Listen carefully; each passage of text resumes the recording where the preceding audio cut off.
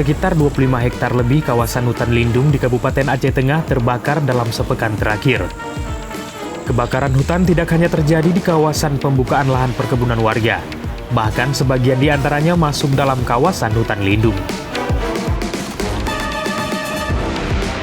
Kapolres Aceh Tengah AKBP Nurrohman Nul Hakim mengatakan, sejauh ini pihaknya telah melakukan penyidikan terhadap kebakaran hutan. Pihaknya mencurigai adanya pihak-pihak yang secara sengaja melakukan pembakaran, dan apabila terbukti, akan dilakukan tindakan tegas.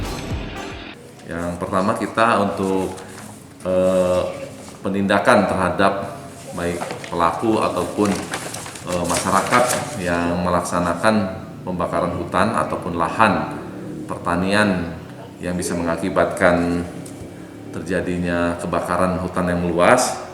Itu kita tetap akan melaksanakan tindakan secara hukum berdasarkan undang-undang yang berlaku, di mana ada tuntutan ataupun ada hukuman pidananya. Berdasarkan data Badan Penanggulangan Bencana Aceh BPBA, 25 hektar kebakaran lahan yang meliputi Kecamatan Kebayakan, Bintang, Jagong Jeget, dan Kecamatan Getol.